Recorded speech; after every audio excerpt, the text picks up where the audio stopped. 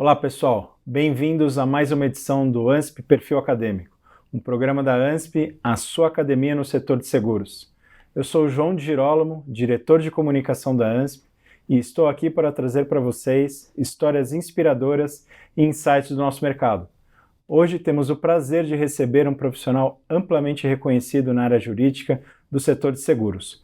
Nosso convidado é advogado graduado em Direito pela UFRJ, com MBA em Direito de Empresas pela PUC-RJ, atualmente é sócio da Eudes Advogados e professor convidado da FGV e da ENS, Escola de Negócios e Seguros, e também da UCP, Universidade Católica de Petrópolis. Com uma sólida carreira, ele já foi superintendente jurídico da Associação Brasileira de Planos de Saúde, gerente jurídico da Sul América Seguros e também presidente do antigo Grupo de Direito Econômico Regulatório da AIDA, Associação Internacional de Direito do Seguro. Além disso, é coautor da obra Aspectos Jurídicos dos Contratos de Seguro, volume 3, publicado em 2015. Seja muito bem-vindo, Aloysio.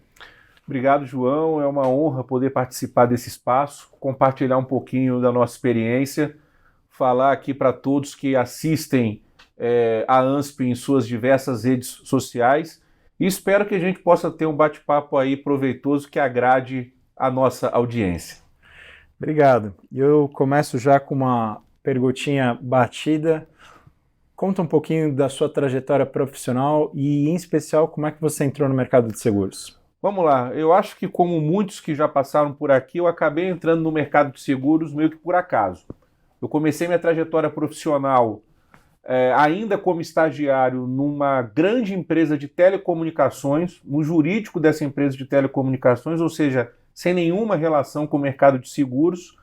Fui efetivado nessa empresa de telecomunicações, passei lá um total de 6 anos e em um belo momento entendi que era hora de buscar um novo caminho na minha vida e o primeiro caminho que se abriu foi um caminho dentro do mercado de seguros, ou seja, eu estava construindo uma carreira no setor de telecomunicações e depois de 6 anos abriu-se uma porta para um mercado, para mim, completamente novo e lá se vão quase 20 anos, né? Ou seja, eu entrei por acaso buscando uma nova oportunidade profissional e acabei encontrando aí um caminho que direcionou a minha vida.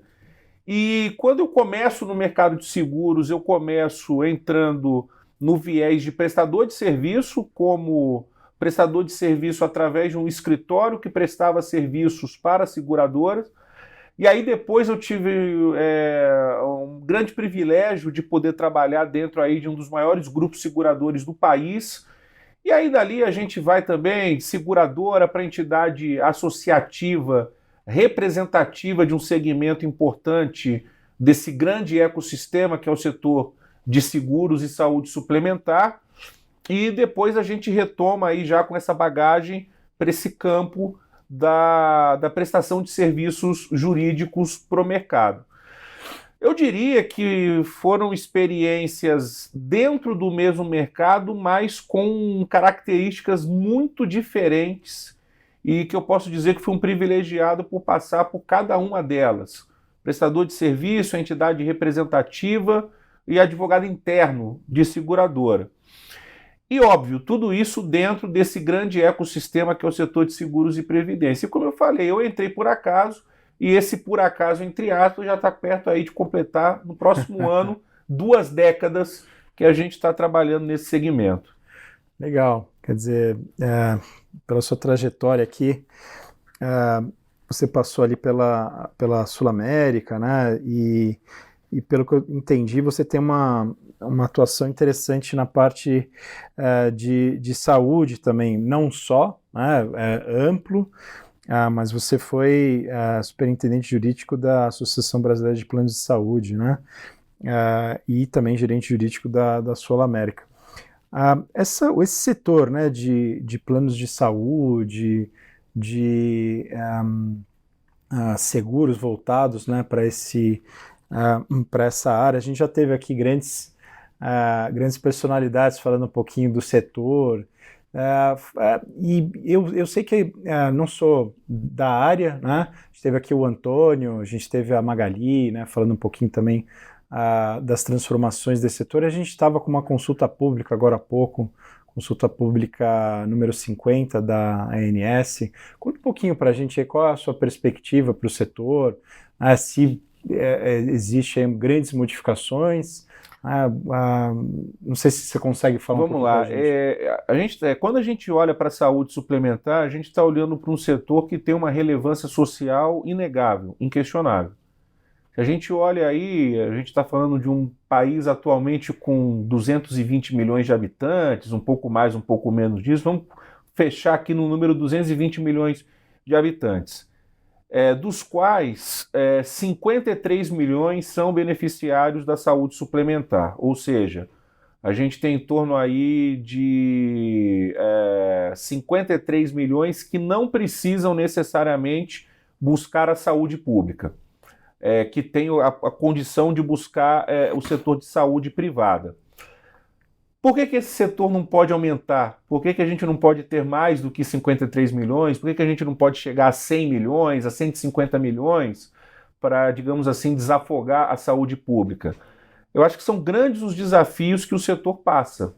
Por exemplo, uma das consultas públicas que estava em andamento e que acabou sendo também objeto de uma judicialização é uma iniciativa da agência que eu vejo com excelentes olhos de propor criação de planos com coberturas mais reduzidas. A gente sabe hoje que o plano de saúde, além de ser um grande desejo de todo mundo, pelas mazelas, infelizmente, que a saúde pública carrega, mas ele tem um custo muito caro nos dias atuais.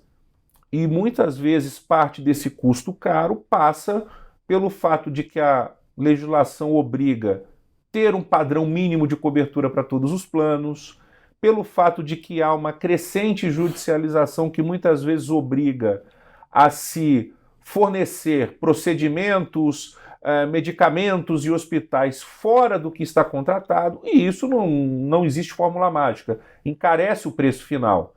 E quando você tem aí a consulta pública para dar oportunidade de se pensar em planos que com cobertura reduzida e, por consequência, mais acessíveis do ponto de vista financeiro, eu vejo isso com bons olhos. O grande problema é que, infelizmente, a meu ver, há ainda uma falta de compreensão de que a saúde suplementar ela é uma atividade empresarial privada, e como toda atividade empresarial privada, se ela não for viável do ponto de vista financeiro para o empresário, esse empresário não consegue se manter no mercado.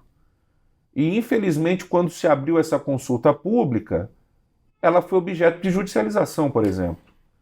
Entidades de defesa do consumidor ingressaram com uma ação civil pública, entendendo que um plano com coberturas reduzidas iria violar os direitos do consumidor, quando, na verdade, a ideia é proporcionar mais opções ao consumidor.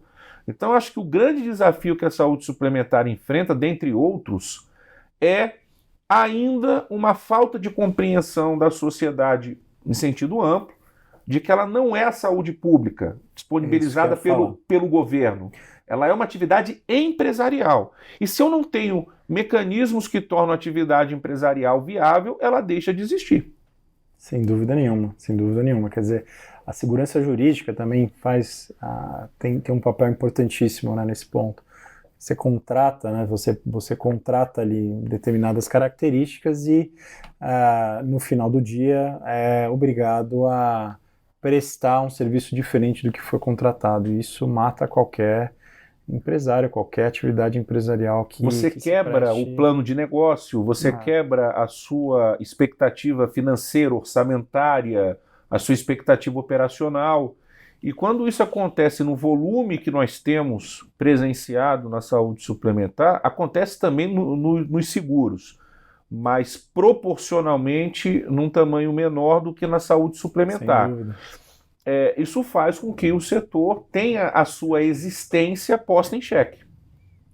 E quando a gente fala isso, muitas vezes acham que é um exagero, acham que não é bem assim, porque veem números e entendem que o setor está lucrando. Na verdade, você tem ali 2 ou 3 grandes empresas que têm um porte gigantesco e que conseguem sobreviver às duras penas a tudo isso. Só que quando a gente olha o nosso país, do tamanho continental que ele tem, e a gente começa a ir para o interior, e quando eu digo interior, dos 27 estados da federação, a gente descobre uma série de operadoras de caráter regional que têm atuações localizadas e regionalizadas que não estão conseguindo sobreviver.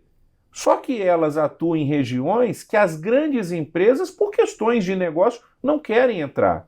Só que quando você mata essas operadoras menores, você deixa um contingente populacional relevante sem acesso à saúde. E que migram para o SUS. E que migram para o SUS, que já está sobrecarregado, com todos os problemas que a gente conhece.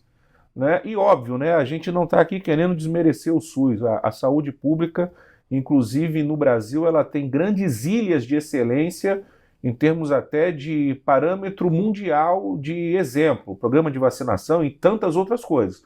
Só que a gente sabe que, infelizmente, no cômputo geral, a saúde pública tem muitas dificuldades de tempo de espera, de fila de atendimento, de ausência de estrutura, né?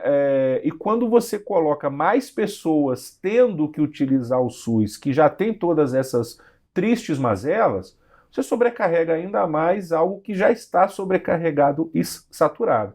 Por isso que é muito importante aí que se mude um pouco o conceito sobre o que é a saúde suplementar e se repense mesmo para que se dê espaço para que a saúde suplementar possa crescer e se tornar viável. Legal. E além desse grande setor, né, que é a saúde complementar, quais os outros desafios que você vê no Brasil para o setor de seguro? Acho que a gente tem um iminente aí que é a nova lei de seguros, né? E acho que aí afeta, obviamente, todos os ramos, todos os setores do nosso mercado.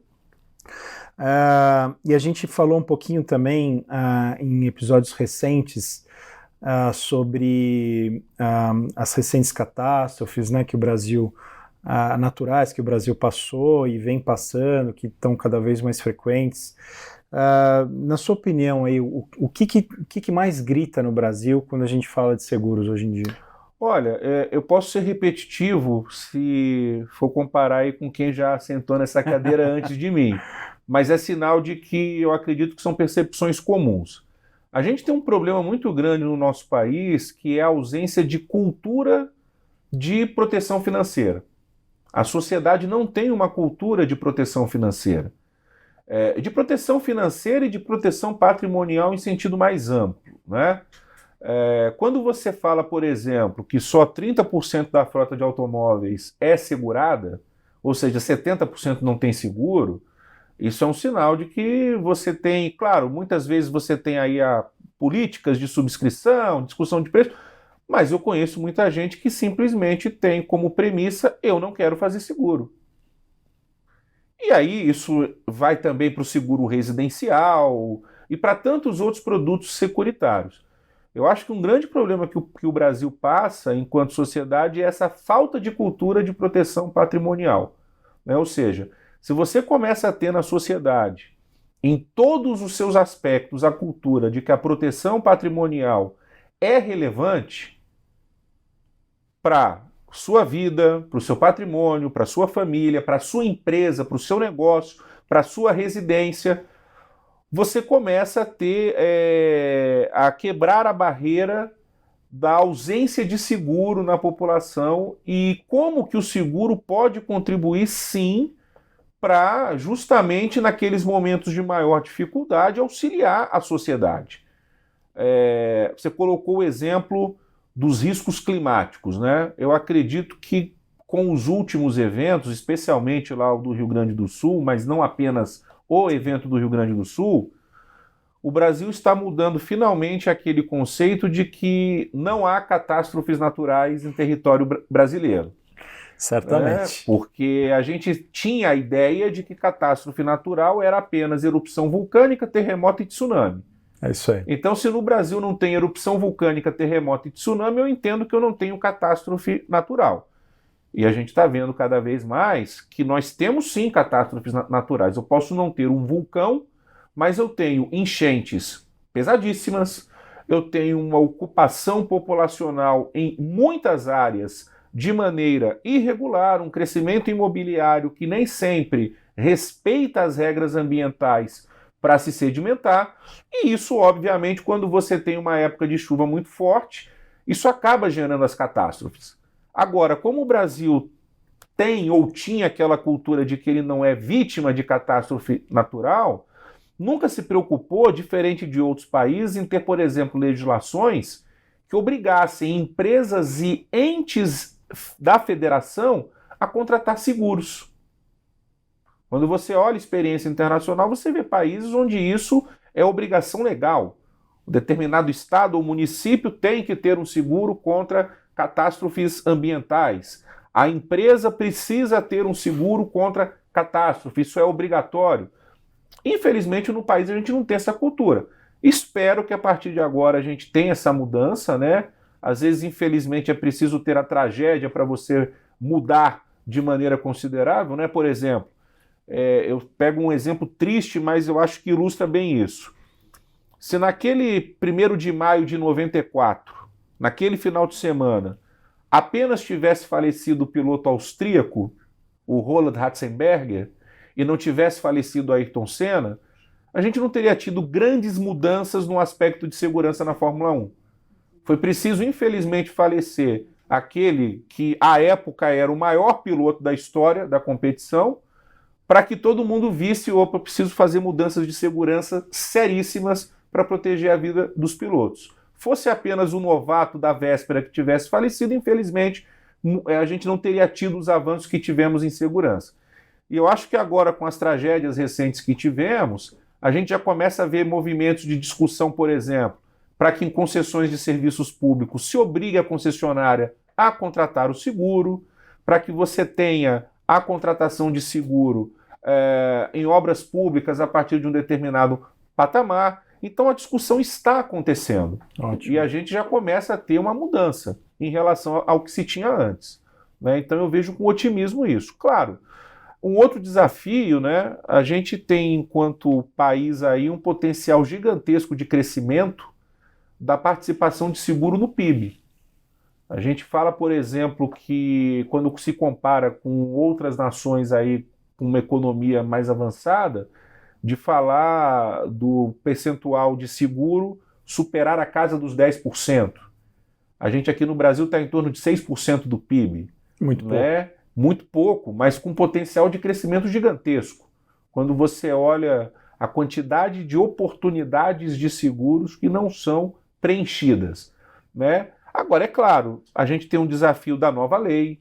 A nova lei, em muitos aspectos, vai alterar conceitos que já estavam pacificados, seja do ponto de vista da seguradora, do consumidor, do entendimento judicial a respeito, e em alguns pontos a gente vai ter alguns retrocessos em conceitos que já estavam sedimentados. Esperamos que se tenha aí uma sensibilidade de que os ajustes sejam apenas aqueles que venham para evoluir, claro, e não para trazer atrasos ao que já foi conquistado.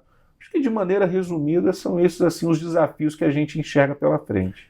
Legal. Eu concordo plenamente. Acho que uma outra colega, uma outra acadêmica que passou por aqui comentou algo como zerar, né? A gente vai zerar o cronômetro aqui e recomeçar muita coisa. Acho que é um pouco disso também, né? Para o mercado.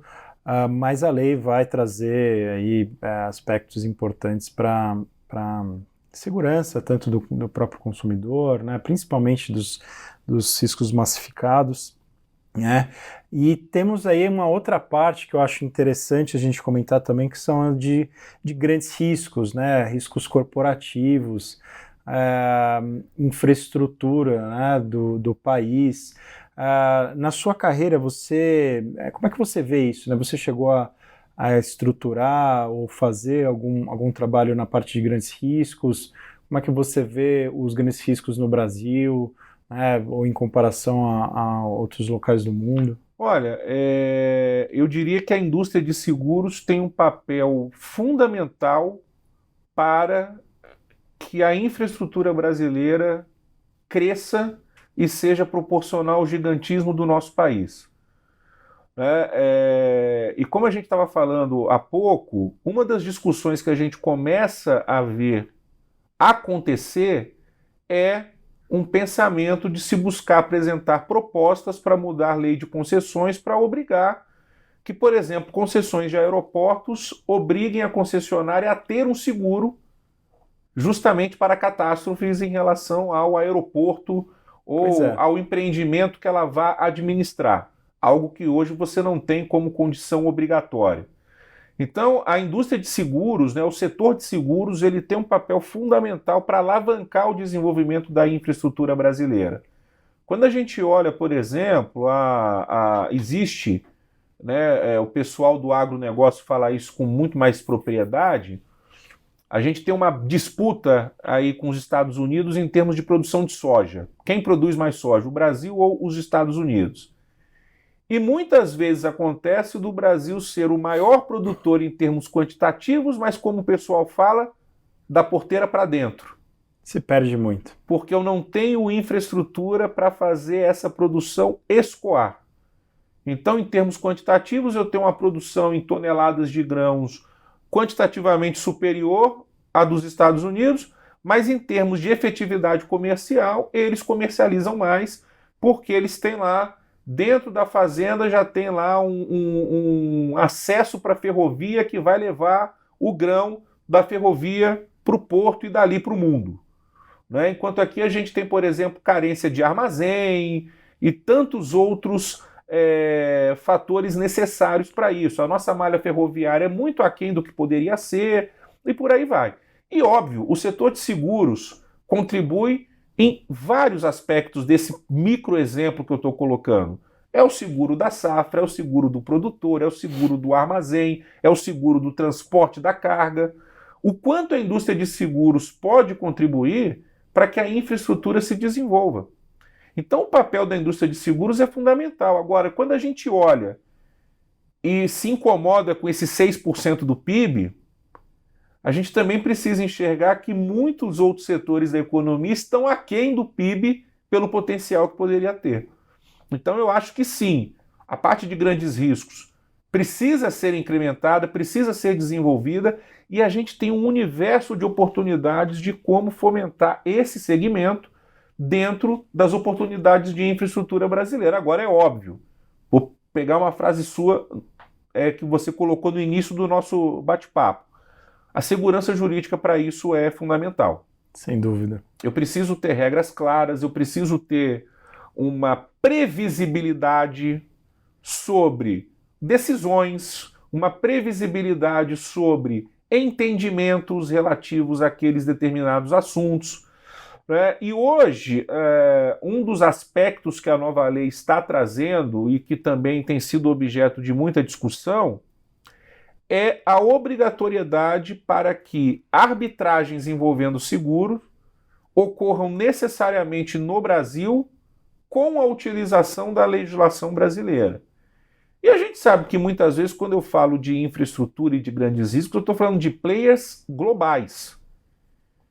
E players globais que já têm um histórico de décadas trabalhando com discussões em câmaras arbitrais específicas, que já tem a composição por árbitros com conhecimento amplo e específico naquele assunto, e muitas vezes essas arbitragens ocorrendo no exterior e não em solo brasileiro. Então esse é um grande desafio que a nova lei está trazendo para isso. Mas acho que o exemplo mais gritante aqui, né, que salta aos olhos, é o resseguro, né? A operação de resseguro ela é internacional por sua própria natureza. Exato. Né? Então faz o menor sentido a gente ter uma obrigatoriedade dessa, né? Até porque na sua grande maioria, quem traz essa grande capacidade financeira para que o mercado de seguros se desenvolva são esses caras, né? E a gente está falando de players internacionais, obviamente. Exato. E quando você fala de grandes riscos, para não dizer a totalidade, né, seguramente mais de 90% desses grandes riscos tem uma operação de resseguro por trás. E muitas vezes essa operação de resseguro tem por imposição comercial, de novo, não é do player A, B ou C, é do mercado como um todo, que eventual discussão ocorra por uma determinada câmara arbitral situada fora do Brasil.